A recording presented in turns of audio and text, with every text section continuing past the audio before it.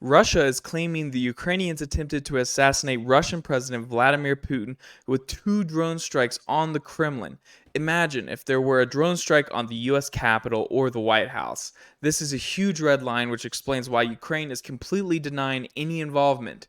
Meanwhile, Russia continues to capture ground in Bakhmut after repelling a Ukrainian counterattack in town, where the Ukrainians have also resorted to destroying their own buildings.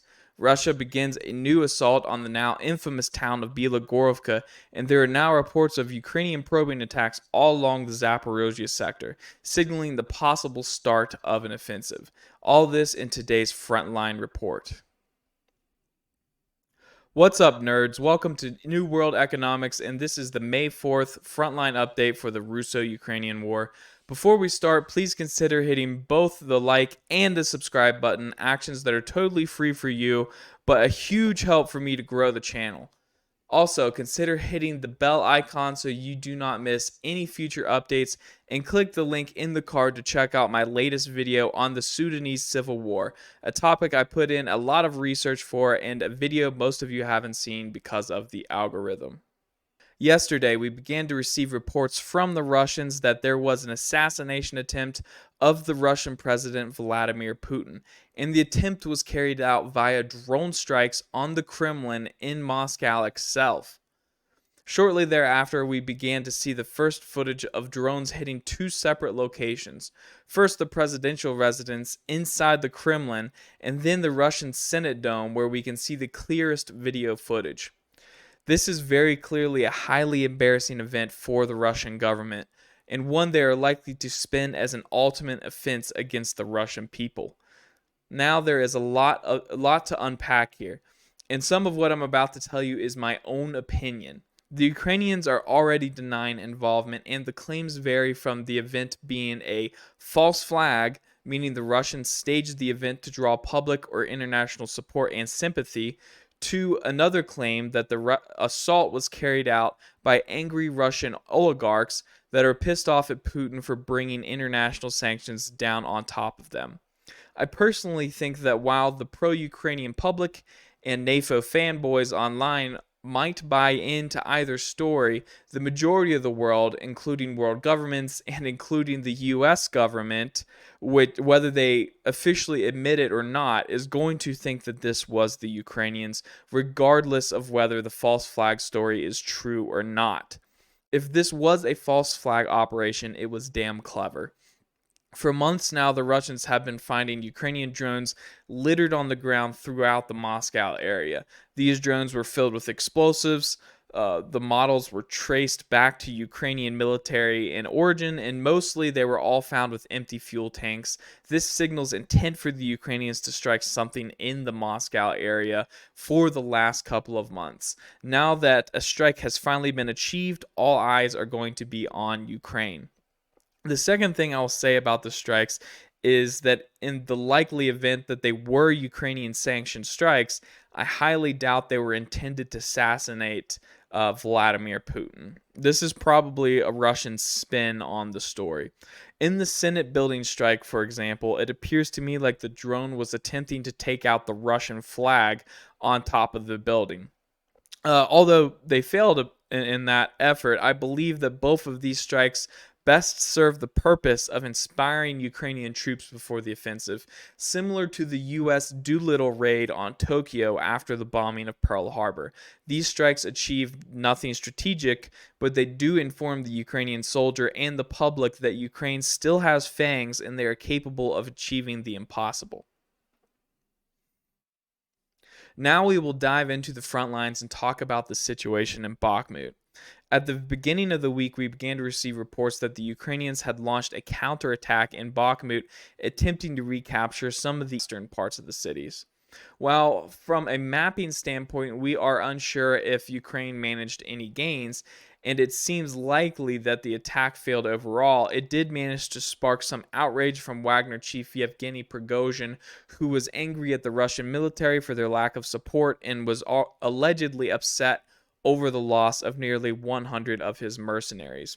I would add that Wagner mercenaries are typically recruited from the best of Russia's VDV airborne and Spetsnaz formations, so losing 100 of these men is a huge loss for combat effectiveness. It is possible that after the attack, the Russians do not entirely control the medical college or maintain their positions across Tchaikovskogo Street, but Russia has still achieved some gains in the residential area to the northwest, putting pressure on the lines of communication between the Ukrainian held school and the high rise district in the center. Recent footage Recently, footage has surfaced from the far rear of the high rise district where it appears Ukrainian sappers failed in a demolition attempt of a high rise building in the far west of town, or at least this is the speculation. Best guess is the Ukrainians are trying to preemptively destroy high rises on the outskirts of town that can be used by the Russians to defend Bakhmut from the west once the Ukrainian military finally withdraws from Bakhmut. Whether the Ukrainians fear the Russian use of these buildings to fire on Ukrainian lines or to repel a future Ukrainian offensive attempt to recapture Bakhmut is unknown. Nearby to the north of Bakhmut, the Russian army has relaunched new assaults to try and seize the Ukrainian town of Bilogorovka. This town, which is now famous from a failed Russian river crossing attempt last summer, also my first big hit video. The Russians have recaptured ground on the approaches to the Bilogorovka industrial zone, where the Russians have been shelling a filtration plant with TOS-1 heavy flamethrowers for nearly a week now. There are also claims that there was a strong Russian attack that recaptured the large chalk quarry directly to the west of the filtration plant, but these claims I consider to be significantly less reliable and probably unlikely. Russian source Rybar reports a slightly different story that a Chechen Akhmat Special Forces group managed to capture a compressor station, which could be this same filtration plant that we are hearing about. Shortly after clearing the building, they set up defenses, and then a Ukrainian counterattack cut them off and encircled them at the recently captured position. Later in the day, the troops were reconnected with troops of the Russian army, and they still occupy this foothold near the quarry. Moving to the southeast of Ukraine, we are getting stories from the Russians that even more ground has been captured in Marinka, and the Ukrainian army has effectively retreated from the city. While this is likely premature, it does appear like the Russians occupy slightly more ground both to the north and south of town. New images of the town have come out, and it looks like something out of a horror story. When seeing photographs of Marinka, it's difficult to imagine it is even on the same planet. The destruction is total and immense. In the Ugledar area, Russian sources report a strong attack by Ukrainian forces. They do not get specific on where this attack took place, but they told stories about their wounded. On one occasion, they mentioned they had 6 wounded and were under constant fire. Later, they mentioned 2 critically wounded that waited a long time for evacuation. The Russians say that it took 3 separate evac teams to reach them and gather the wounded. Only the 3rd team was able to achieve this without casualties. So we can assume that there were Russians dead among the evac teams, or possibly even destroyed Russian MTLBs. This gives us a glimpse into how intense the fighting was in the area. In the Belogi region, the Russians claimed that Ukraine conducted a reconnaissance and force attack on the Russian line in the area controlled by the Russian 291st Regiment. Early claims suggested that they inflicted huge losses in men and material on the Ukrainian force through artillery bombardment. Early claims made it sound as if dozens of Ukrainian vehicles, including tanks, had been destroyed. The most recent report suggests the Russians actually inflicted 20 casualties and destroyed 4 vehicles of the Ukrainian force. There is at least a partial admission that the Ukrainians took the opportunity to observe Russian shelling and conduct counter-battery fire on the Russian guns. The Russians claim the Ukrainians didn't have, quote, much success. This language suggests that they did not have, quote, no success, and at least achieved some success in hitting Russian batteries. It is critically important for the Ukrainians to silence as many Russian guns as possible for an offensive to succeed. Russian artillery is thought to be highly effective. This was previously reported by history legends on YouTube based on an interview with a British volunteer fighter. My friends, check out this article. A British veteran fighting in Ukraine told the media, "Iraq does not compare to this. It's far more intense." He says that enemy artillery crews are pretty bloody good, that they can hit your position 100 times a day. And he ends by saying, mentally, it's exhausting. You're just waiting for the artillery. Some people are suggesting that this is the start of a long anticipated Ukrainian offensive, but I do not believe so. I think Ukraine is trying to conduct a full reconnaissance of the Russian frontline positions, perhaps merely as preparations.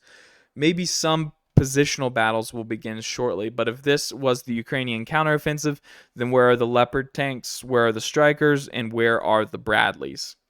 Wherever Ukraine decides to launch their attack, these modern vehicles will be at the spearhead, so it will be difficult to hide the appearance of these machines on the battlefield. We will get stories from both sides of their activities. Another recent development in the realm of offensive operations is the increasing number of strikes on fuel and ammo depots on both sides of the front line.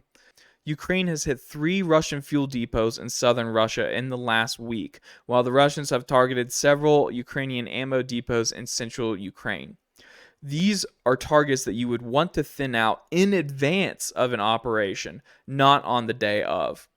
There is a ripple effect. It will take some time, perhaps several weeks, for troops on the front line to really feel the effects of destroyed logistics far in the rear of their position. I do expect these strikes to continue in the coming weeks, along with heavier positional fighting being carried out by both sides.